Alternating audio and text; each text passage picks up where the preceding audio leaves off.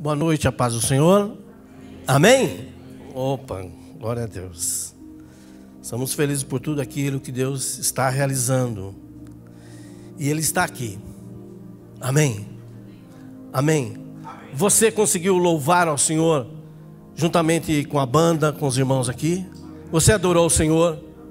Você cantou uma canção que dizia que o Deus do sobrenatural, Ele age nas nossas vidas. Nós cremos no Deus sobrenatural. E um pouco antes, aliás, estava iniciando já aqui o louvor. Eu fui lá atrás e fiz uma ligação com um amigo meu que está lá em Catanduva. Nesse momento ele está no hospital, que amanhã passa por uma cirurgia. É um cara assim, que a gente viveu uma boa parte da nossa vida juntos. Começamos a trabalhar desde garoto, moleque, pai. E fizemos tiro de guerra junto, sempre junto, ali na banda, na igreja, sempre junto, né? Tanto é que o dia que me mudei aqui para Santo André, ele veio com um caminhão da mudança, aqui ajudou a descarregar o caminhão e voltou com o caminhão. Então, amigo que é o Joel. Então ele está lá no hospital, passa amanhã por essa cirurgia. Mas o Deus do sobrenatural vai fazer com que aqueles 2 tumores desapareçam. Desapareçam. Vocês creem assim? Nós vamos orar agora, interceder. Eu disse para ele, para o Joel, o culto está começando e nós vamos orar. Eu creio no Deus de milagre. Eu já vivenciei milagre na minha família. Eu já passei por milagre. Minha esposa já passou por milagre. O Regiton já passou por milagre. O Evandro já passou por milagre. O Júnior já passou por milagre. E eu creio que o Joel também vai passar por milagre. Levante as suas mãos. Pai, como igreja agora, Senhor, nós levantamos as nossas vozes e rogamos a Ti, Senhor, que possa estar visitando o Joel agora, naquele leito de hospital. Ah, Senhor, nessa cirurgia que ele passa amanhã, Senhor, conduz os médicos, Senhor, a terem uma surpresa, Pai. Ah, Senhor, que esses tumores, ó Pai, Senhor, que benignos que são, ó Pai, possa ser, Senhor, para testemunho, Senhor, e edificação da vida do Joel e da sua família. Em nome de Jesus, nós repreendemos todo o mal, toda a doença, declaramos cura agora na vida do Joel, em nome de Jesus, em nome de Jesus, amém. Pai, nós oramos também pela Marina, pelo João Gabriel, pela Emanuela, pela Vivian, Senhor, que fizeram um aniversário durante esse mês, ó Pai. Ah, Senhor, que a Tua bênção possa estar sobre a vida deles, em nome de Jesus, amém, amém e amém. Uma salva de palmas para Jesus. Oh, aleluia. Amém, amém. Se a minha voz começar a ficar baixa, pode aumentar o som ali, ou então vocês me dão um alô aí para mim falar mais alto. Vou falar normal. Abram vossas Bíblias no livro de Juízes, capítulo 7.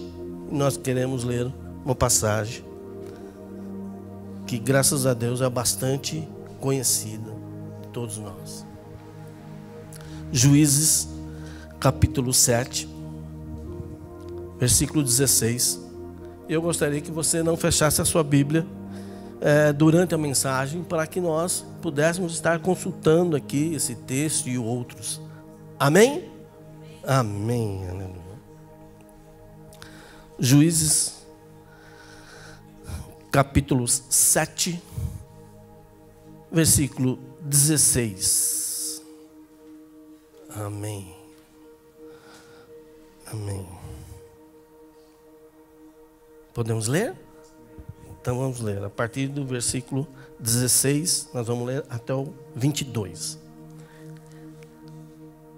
Que diz assim: Então, Gideão, foi no caso aqui, então Gideão repartiu os 300 guerreiros em 3 pelotões e deu-lhes a cada um nas suas mãos chofares trombetas e jarros vazios com tochas dentro. Não é chofar e trombeta, seriam dois instrumentos. Não, é um só, o chofar ou trombeta, né? Também conhecido como trombeta.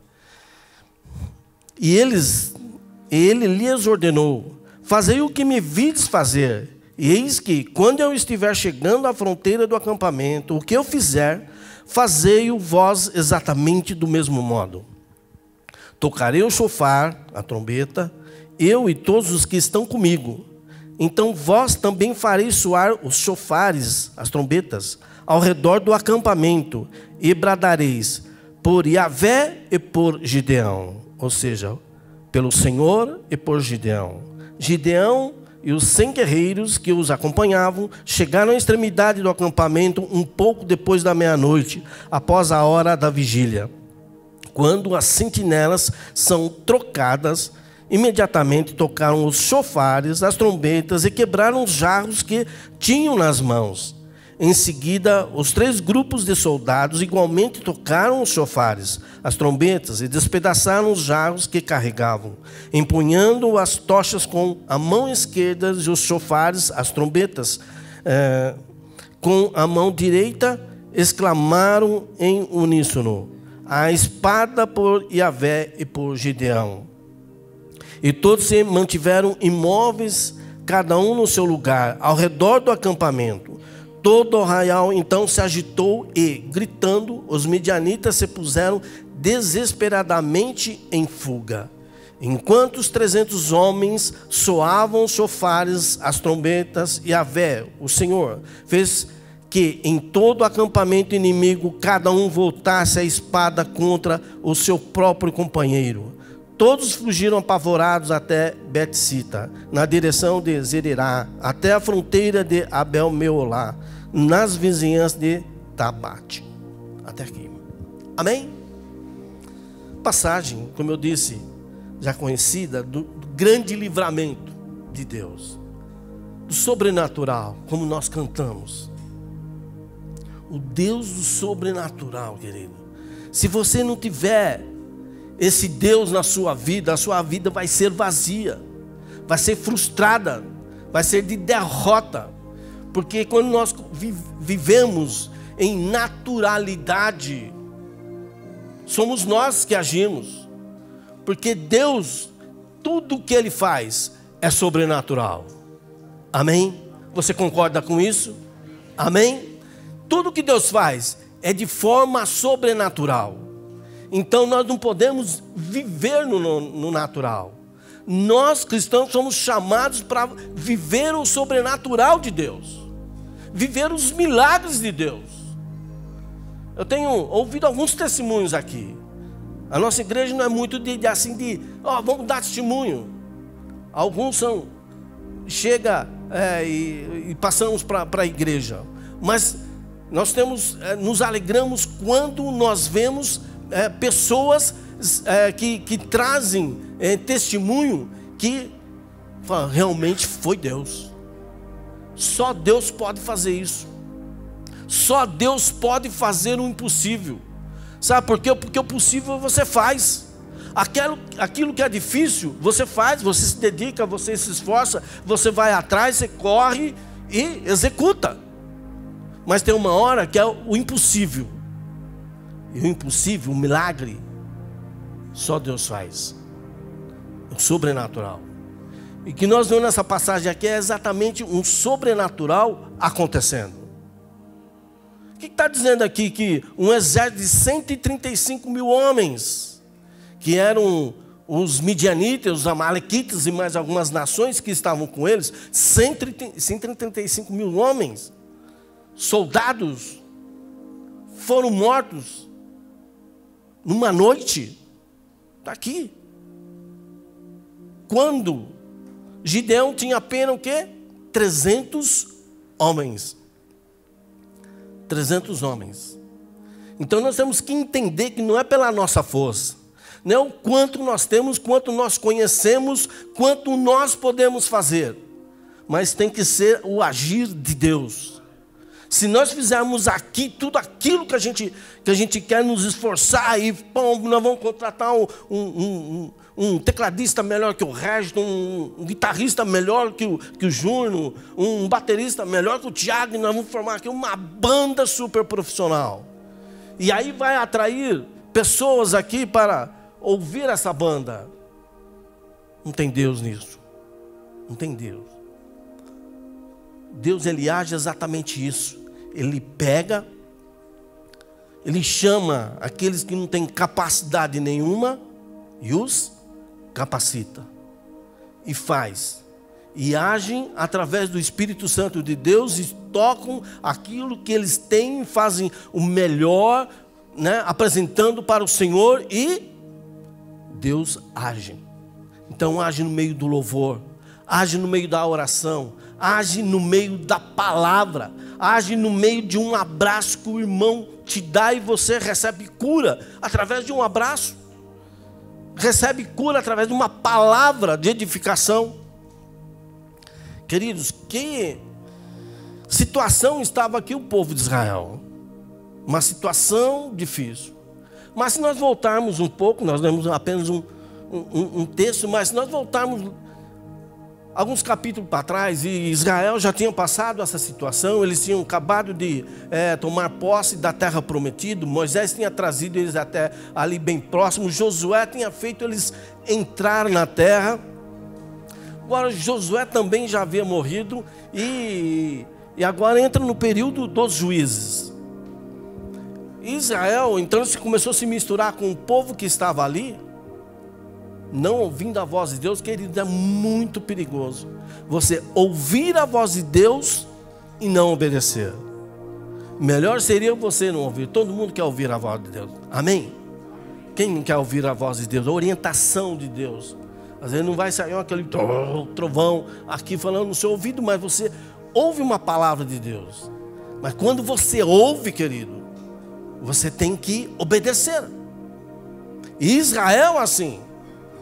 E Israel tinha passado um período difícil, de desobediência, sofrendo. Mas Deus trouxe o livramento, através de Baraque e da profetisa Débora. E eles se voltaram para Deus e passaram 40 anos de bênção, de paz, de prosperidade. 40 anos. Mas é como cristão, né? Às vezes ele está tudo bem,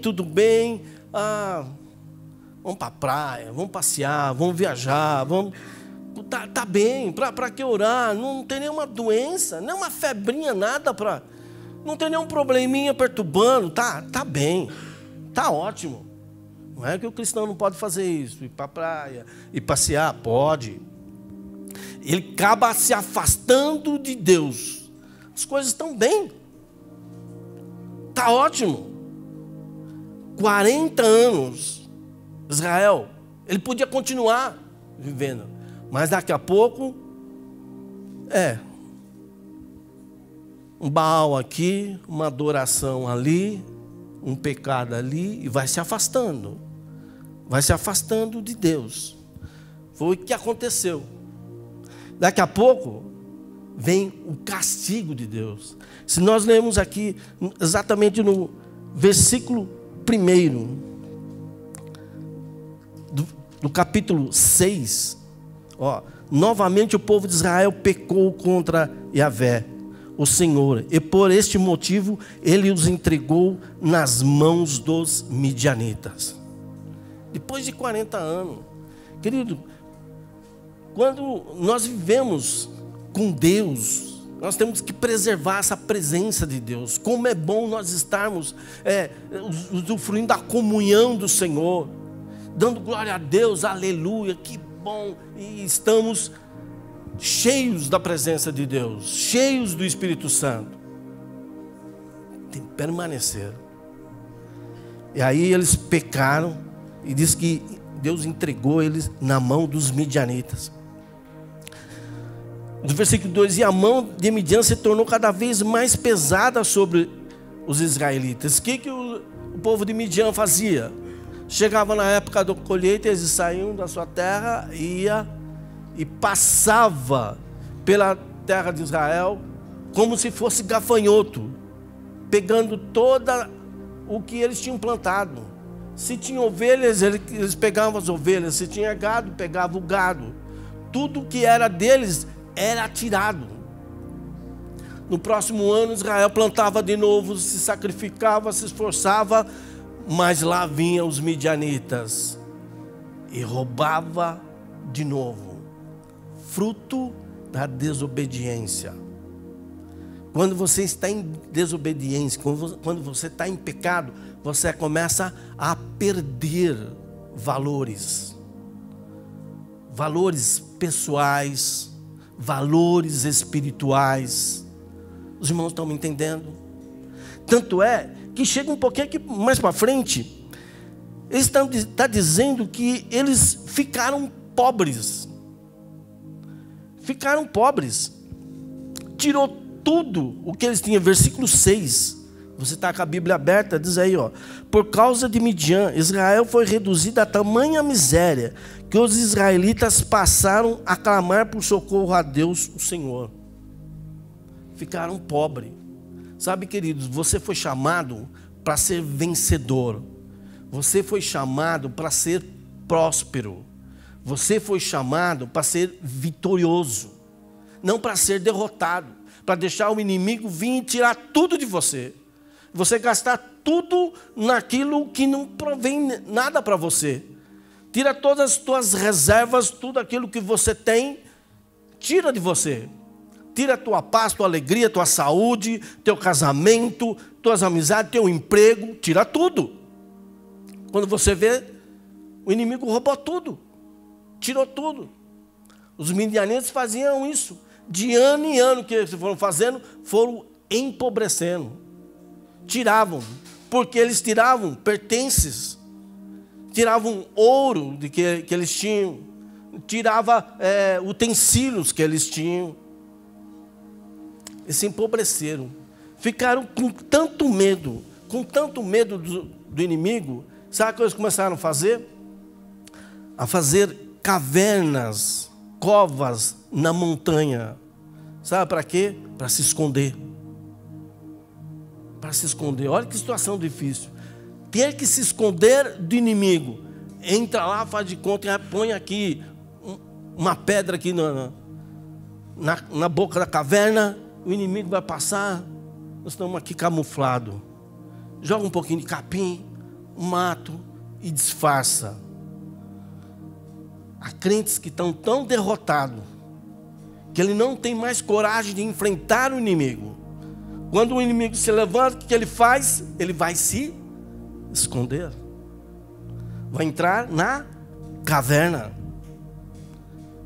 Vai ficar o quê? Escondido, enclausurado. Não tem forças mais para enfrentar o inimigo, para lutar contra o inimigo. Crente fraco, querido, não luta. Ele não ora.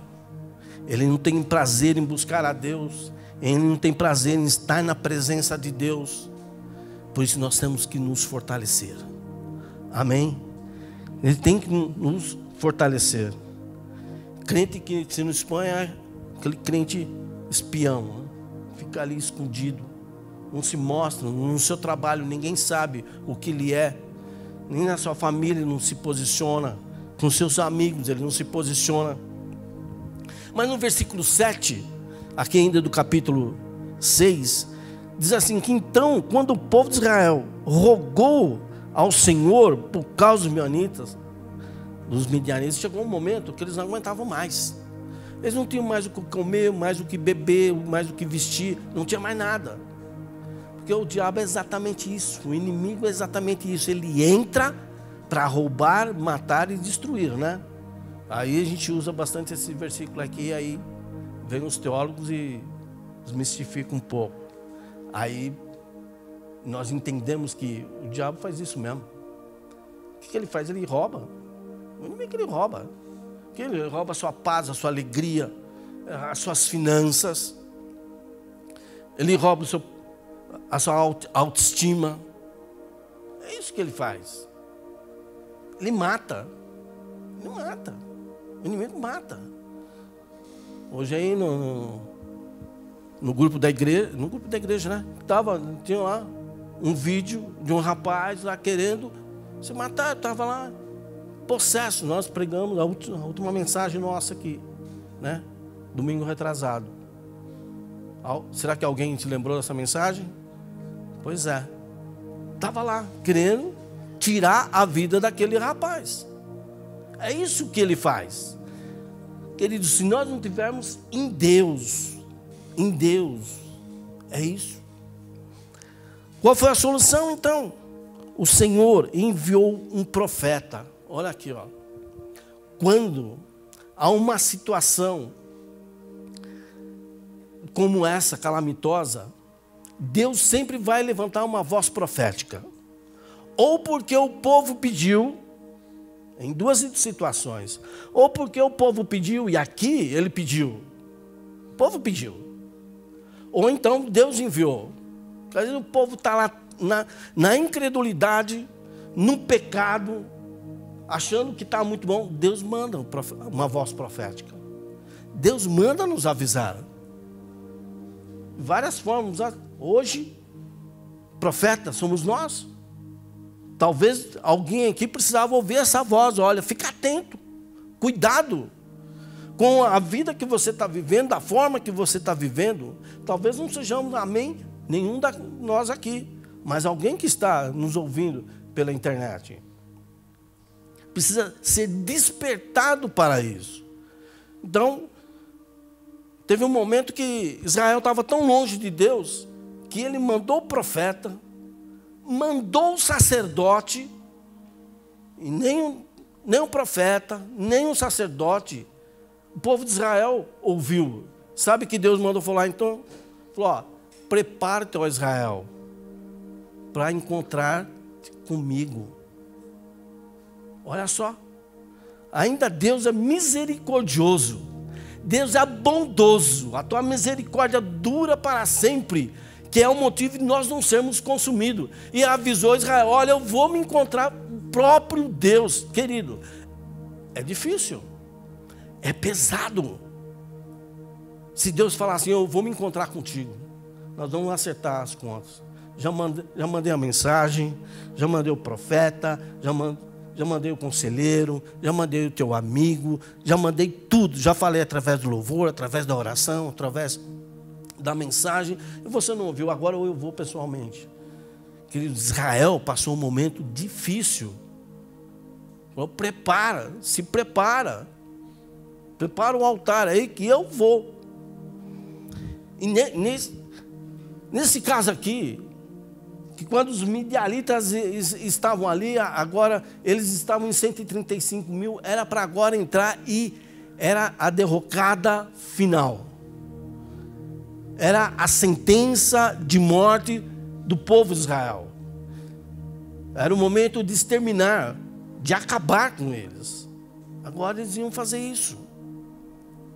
E o povo agora está lá, ao pé do monte, e os midianitas lá no vale, junto com os amalequitas, mais outros povos, e eles aqui no pé do monte. Querido, se você tiver ainda a chance de estar no pé do monte, glorifique ao Senhor. Glorifique ao Senhor, querido. Sabe por quê? Eles estavam vendo o inimigo ali. E eles viam que não tinha condições normais para vencer aquele inimigo, aquele grande exército. Mas Deus é o Deus do sobrenatural. É o Deus do milagre. E quando Deus ouve, então, o clamor do povo de Israel, ele manda o profeta. E ele já levanta a providência. Foi lá Gideão, chamou Gideão, que estava lá no lagar, que era o lugar de onde se amassava as uvas. Ele estava o quê? Malhando o trigo.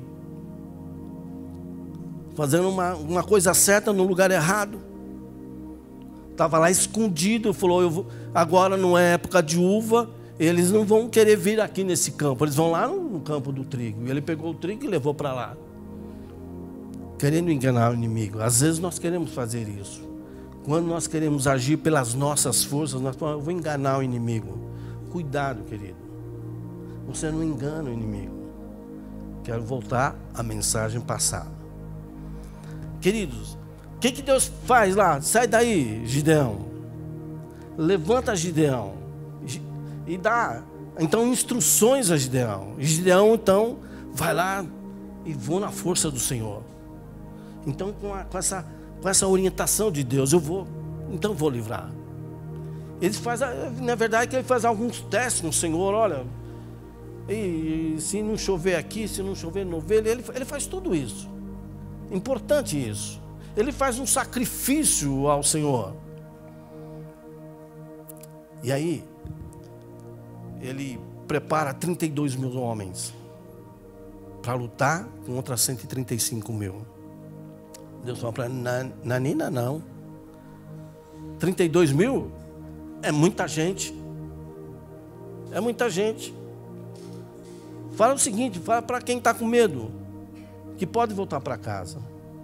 E diz o texto aqui, que 10 mil ficaram e o restante voltaram. 22 mil voltaram. Então era muito menos soldados corajosos, homens corajosos, do que a grande quantidade que tinha ali. Ainda Deus fala, não, Gideão, é muito, porque quem vai fazer sou eu. E o texto aqui relata de como chegaram a 300, indo a beber água ali, passaram por uma seleção. Queridos, nós somos soldados de Cristo, nós temos pregado a palavra do reino nesse lugar aqui. E nós sabemos que nós somos testados a todo momento, a todo instante. E aqueles 10 mil passaram por um teste, só 300 foram aprovados. E Deus falou, é com esses 300 que nós vamos enfrentar. E eu vou te dar os midianitas, os amalequitas na tua mão. Querido, não importa o que você tem, não importa o que você possui, não importa o que você é, Deus é Deus. É o Deus do milagre, é o Deus do sobrenatural. Você está confiando na tua capacidade, você está confiando nos médicos, você está confiando nas pessoas que estão à sua volta. Não, a nossa confiança tem que estar em Deus. Gideão, eu vou fazer, é com isso, é com pouco. É assim que eu vou agir. E dá a instrução, olha, você vai até lá. Você quer uma prova disso? Desce lá no acampamento lá dos teus inimigos. Vai ver o que eles estão falando. E Gideão pega um companheiro e desce à noite. E ele chega lá e começa a ouvir lá os soldados comentando. E um diz, olha, eu tive um sonho. E relata o sonho para o amigo. O amigo fala, olha, isso aí nada é mais do que Gideão. Porque o Deus de Gideão vai entregar todos nós nas mãos dele. Gideão se encheu de coragem e voltou. E o texto diz que quando naquela seleção de 300 que ficaram, eles ficaram com os despojos e os instrumentos daqueles que partiram. Querido, é assim. Quando você se dispõe a fazer, você vai ver que você está quase sozinho. Tem pouca gente do teu lado. Você olha, eu vou fazer a obra de Deus, eu vou fazer isso, eu vou fazer aquilo. Quando você vê, você pensa que tem um monte de gente agregando contigo. Não tem quase ninguém. Quase ninguém. Mas fique certo de uma coisa. Que os instrumentos, as ferramentas, as armas daqueles que estão se acovardando, estão contigo, querido. Deus está nessa luta com você. Então as armas que você tem em Cristo são poderosas. São armas que vão fazer você vencer. E diz o texto aqui que aqueles 300 homens tinham em suas mãos. Eles tinham o quê? Um chofar. Diga comigo, chofar. Não sei se você conhece o chofar. Chofar é um instrumento que é do chifre do carneiro. E ele tem um som muito forte. Eu ia pedir para os meus sonoplastas lá achar lá no Google o som do chofar. Mas vai ser difícil agora. Acabei esquecendo de pedir para eles. Mas se achar, pode pôr. O chofar, depois ele evoluiu para a trombeta. Por isso que em muitos lugares na Bíblia tem a palavra trombeta e não chofar. Esse é um dos instrumentos mais primitivos da humanidade. Ele é citado 72 vezes só na Bíblia Sagrada. Era um instrumento que é muito usado, utilizado em várias cerimônias, que está no Velho Testamento. No Novo Testamento, não aparece. Se aparece poucas vezes. Por quê? Porque o chofar, aquele instrumento, apontava para Cristo. Apontava para Cristo, para Jesus Cristo, que viria ainda. Era uma tipologia, esse instrumento, porque ele tinha um som muito forte. Então foi muito usado lá no Velho Testamento. No Novo Testamento já tem Cristo.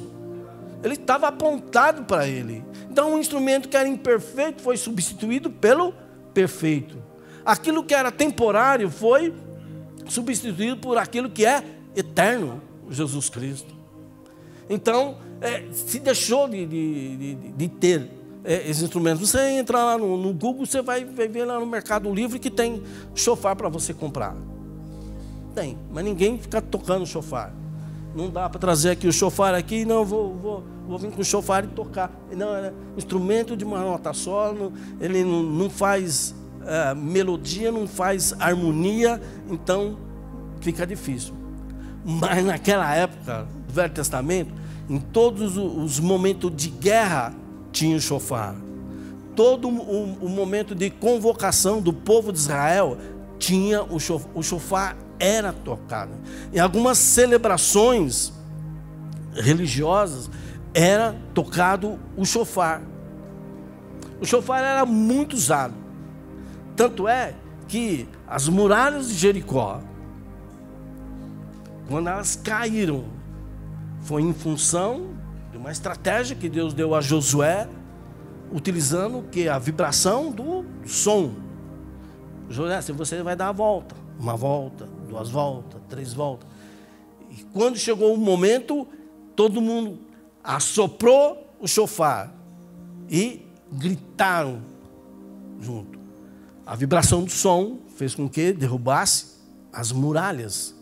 Uma muralha que era impossível humanamente para ser vencida, devido às suas dimensões, à sua altura, à sua largura. Era forte, era uma construção forte, eram rochas, e não seria possível. Mas no toque do chofar, o chofar aponta para Cristo. Se Cristo te tocar nesta noite, se Cristo tocar nesta noite, todos os seus pecados serão apagados.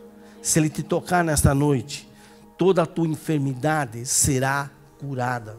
Se Cristo te tocar nesta noite, todos os seus problemas vão ser resolvidos, porque não vai ser você, vai ser Ele.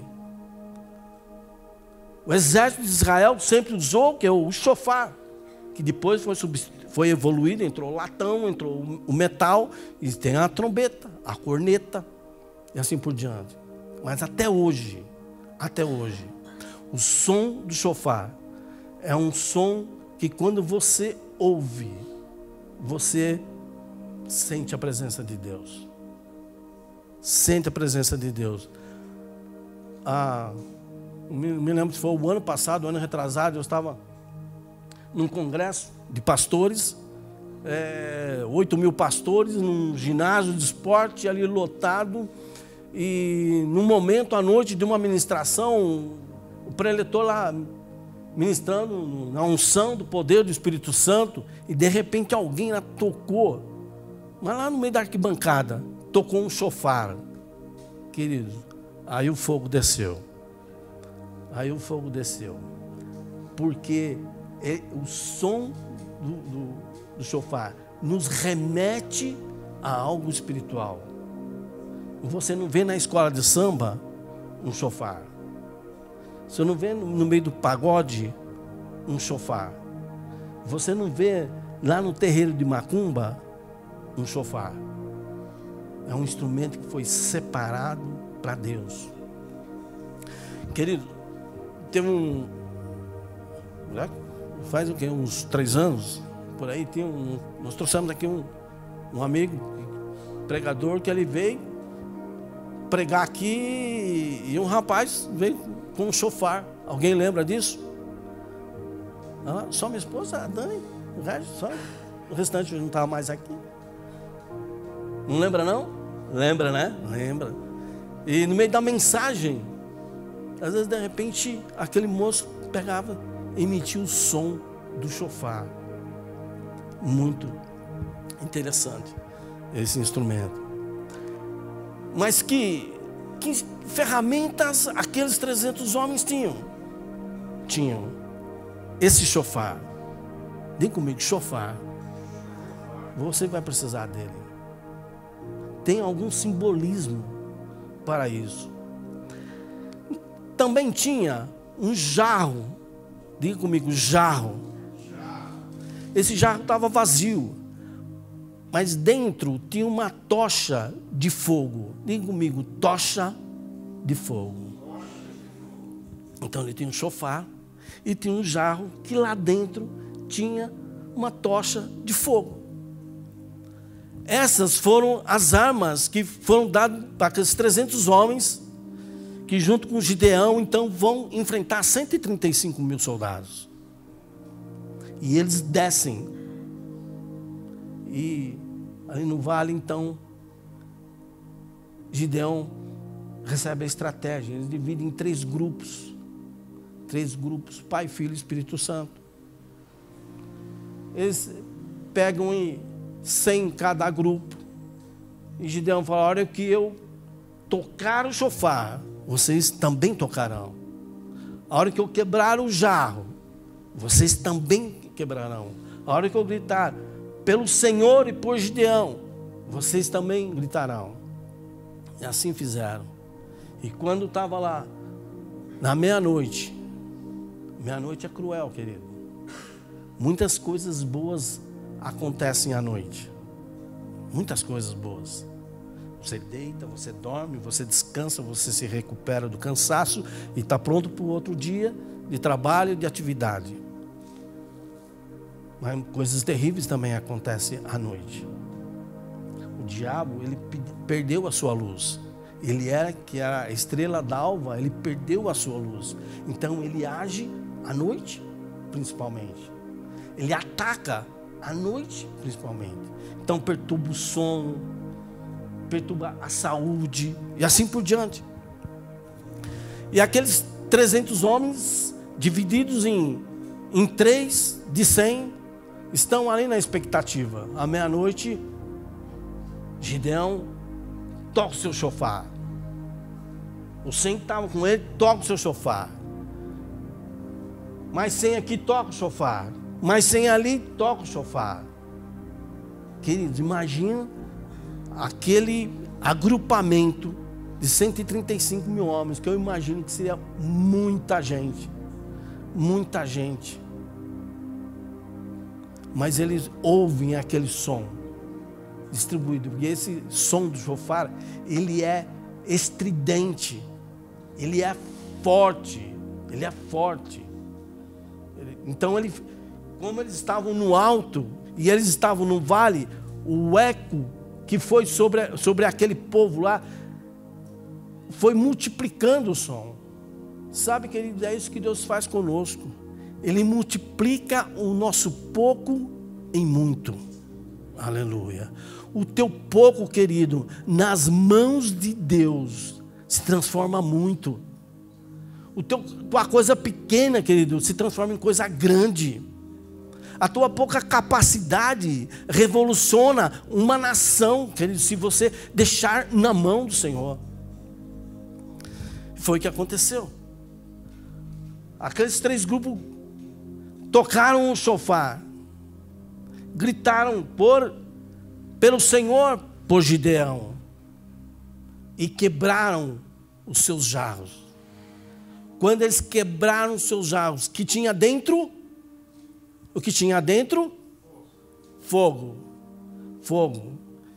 Diz aqui, versículo 20, que eles levantaram aquelas tochas, aquelas luzes, aqueles 300 homens foram iluminados.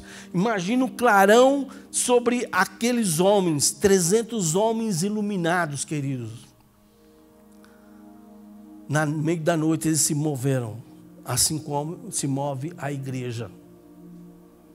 A igreja se move, porque Cristo se move pela igreja, no meio da igreja. 300 homens estavam ali com um jarro quebrado. Tem alguma importância para você, um jarro quebrado? Esse jarro, querido, é você. Aquele jarro na mão daqueles homens, um jarro vazio, não tinha valor nenhum.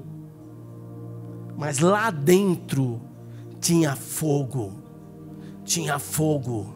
Tinha fogo. O que é fogo para você, querido? É a ação do Espírito Santo. É a ação de Deus sobre a sua vida. Se nós não tivermos fogo, querido, você vai estar vazio, vai quebrar, não vai encontrar nada lá dentro. Mas você, cheio do Espírito Santo, você tem um poder de iluminar. Não só a você, mas vai fazer um clarão, você vai iluminar as pessoas que estão à sua volta. As pessoas precisam ver um referencial em você. Eles precisam saber quem você é no mundo espiritual. Naturalmente, eles já sabem que você é um bom profissional, um profissional mediano, ou talvez um medíocre, não sei. Mas eu vou dizer uma coisa, se tiver a luz de Deus sobre a sua vida, você vai fazer a diferença. Embora você não tenha um curso da faculdade lá dos Estados Unidos, não tenha o diploma da melhor universidade daqui do Brasil, não tenha talvez um diploma de 2º grau, mas você vai fazer a diferença, porque você vai ser o cara, vai ser a pessoa, vai ser o homem, vai ser a mulher, você vai ser identificado, você vai ter uma identidade. Tinha que ter luz dentro daquele jarro. Ele estava vazio. E nós nos esvaziamos realmente para que a luz de Deus entra em nós, toma um espaço em nós, para que essa luz brilhe. Quando aqueles midianitas olharam, ouviram aquele som tremendo, de 300 chofares que se multiplicaram, daquele grito de vozes que se multiplicavam. Quando olharam aquelas luzes, aquele clarão, imaginaram o quê? Um grandíssimo exército, um poderoso exército. E diz a palavra de Deus que eles se apavoraram tanto, ficaram tão temerosos que no meio da noite, cata aqui, cata lá, se levanta, chama um, chama outro, eles pegando a espada, escutaram barulho de espada, começou um dar espadada no outro, um fura o outro, um corta a cabeça do outro. Eles se destruíram entre eles. Diz o texto aqui, que nós lemos que eles ficaram o quê? Parados. Parados. Quando Deus age, querido, você só vai assistir. Você só vai presenciar aquilo que Deus vai fazer. Às vezes, quando você entrega na mão de Deus, é isso que você vai fazer. Só assim um milagre acontece, que eu falei para o Joel, você crê no milagre de Deus, Ele vai agir na sua vida. Vai agir. Nos diz o texto que com o shofar, com o vaso e com a tocha. Queridos, eu procurei algumas lições para nós aqui nessa noite. Queridos, você não pode andar sem o shofar. O que significa o shofar? Significa um instrumento, a adoração. O shofar é a adoração que tem que estar nos nossos lábios constantemente, adorando ao Senhor. A adoração, ela abre os céus e Deus se manifesta a sua glória e o seu poder. Não dá para nós vivermos na igreja e não adorarmos ao Senhor. Não dá para nós ficarmos em casa uma semana, às vezes impossibilitados de estar na igreja, de estar no PG, de estar com os irmãos, sem adorar ao Senhor. Esse é o seu shofar, querido. Ele tem que estar constantemente na sua mão, adorando ao Senhor. É aí que se manifesta a presença de Deus. Deus já está aqui, como disse o Júnior. Você chegou aqui, Deus já estava aqui. Ou veio contigo, Deus estava contigo. Mas a manifestação da glória se dá no meio dos louvores. Por isso a Bíblia Sagrada diz que Deus habita no meio dos louvores. A adoração faz parte da nossa vida espiritual, da nossa vida cristã. É arma poderosa. A hora que você estiver em luta, querido, começar a adorar ao Senhor. Senhor, não tenho nada para comer, mas eu vou adorar a Ti, Senhor.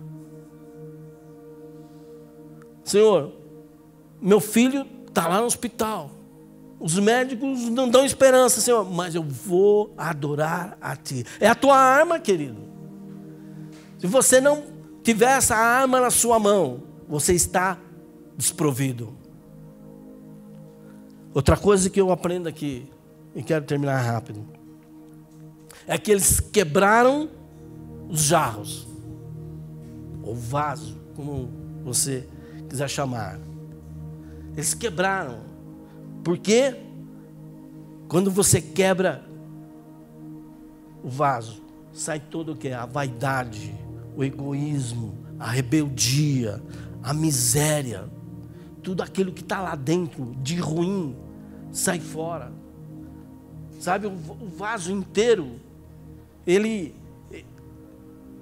não vai ser útil, porque ele vai ser egocêntrico. Eu vou fazer, eu vou trabalhar bastante, vai ser o seguinte, eu vou fazer bastante hora extra. Eu converso sempre com o Fábio. Fábio, corta essas horas extras aí. Corta, Fábio. Eu tenho liberdade, como diz o Júnior, tenho liberdade para falar com o Fábio dessa forma, porque a gente já conversou. Fábio, corta um pouco dessas horas extras. Eu já fiz muita hora extra também, às vezes é necessário, às vezes você não quer fazer, mas tem necessidade, a empresa precisa. Amém, amém.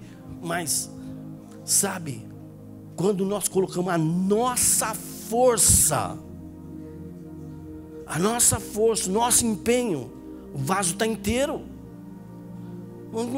Não tem milagre aí, querido. É você e é a sua força. Sabe, mas Gideão falou, mas tem que quebrar o vaso. A hora que eu quebrar o vaso, a hora que eu quebrar o jarro, vocês quebram também. Sabe, queridos? É a renúncia do eu. É a renúncia, é negar-se a si mesmo, da sua vida de pecado, da sua vida de miséria, da sua vida de fraqueza, fraqueza carnal, fraqueza de mente.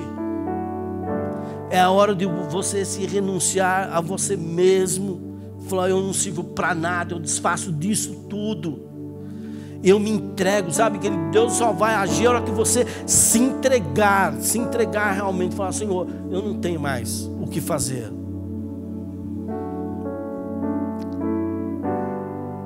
E lá dentro do jarro tinha uma tocha. E a tocha estava erguida. A tocha estava erguida. Jesus conta uma parábola de uma mulher que, ele fala da candeia, ou seja, de uma fonte de luz que é colocada debaixo do móvel, debaixo da cama. O que vai clarear? Não vai clarear nada. Nós somos chamados, queridos, para clarear. 300 homens venceram porque eles estavam iluminados. Você tem que levantar a tocha, querido, que está em você. Você quebrou o vaso, agora é a vez da tocha. Você não pode quebrar o vaso e parar aí no processo. Você tem que ter o que oferecer, tem que estar ligado a Deus, a ação do Espírito Santo, que vai pôr em você o fogo dos céus na sua vida. É isso. Nas suas mãos estavam o quê? Tocha. Iluminar os caminhos. Nossos caminhos, você pode andar à noite, mas os teus caminhos serão iluminados. O teu inimigo pode te cercar, os problemas podem te cercar, a adversidade pode vir de tudo quanto é lado, mas você está iluminado. Você caminha firme, vitorioso, por causa que você está iluminado. Mateus capítulo 5. Eu quero encerrar. Jesus, ele falando para os discípulos, falando para nós. Versículo 14, ele diz assim: vós sois o quê? A luz do mundo. Querido, você tem que ter uma tocha. Como que você vai iluminar? Você é a luz do mundo. Assim resplandeça, ou seja, assim brilhe a vossa luz diante de quem? Dos homens. Aqueles 135 soldados ficaram desesperados e se mataram entre eles, e os que não morreram fugiram. Depois Gideão foi perseguir. Aí o texto continua.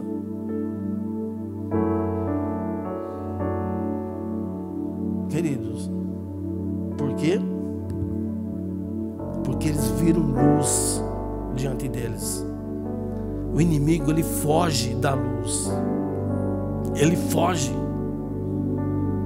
Nós dizíamos na pregação passada que o sofrimento é difícil, mas é no sofrimento que nós geramos luz, energia. Mas fazer a obra de Deus é difícil, pastor? É difícil. É no sofrimento que nós geramos o que? Luz. Para que vejam as suas obras e glorifiquem a vosso Pai que está nos céus. João capítulo 1, versículo 5, ele registra assim: e a luz resplandece nas trevas. A luz resplandece nas trevas. Então, quando as trevas, queridos, querer vir se apoderar de você, os problemas, as dificuldades, chofar, vaso quebrado e luz. Isaías capítulo 9, versículo 2: o povo que andava em trevas viu uma grande luz. Viu quem? Jesus. E sobre os que habitavam na região da sombra da morte resplandeceu a luz. Jesus, ele veio dizendo: eu sou a luz do mundo. Mas depois ele transfere essa responsabilidade para nós. Vocês serão a luz do mundo. Queridos, e o que está acontecendo ali, lá se matando, se drogando, prostituindo, fazendo, roubando, cabe a nós dar a resposta. Brilhar. 300 homens iluminados. A mensagem de hoje: seja iluminado. Amém? Seja iluminado. Chofar é Jesus Cristo com você. A adoração, a presença do Pai, do Filho e do Espírito Santo na sua vida. Todos os problemas, por maiores que eles possam ser, serão transponíveis. Querido, aí sim você vai ser mais do que vencedor. Vamos ficar de pé, queridos?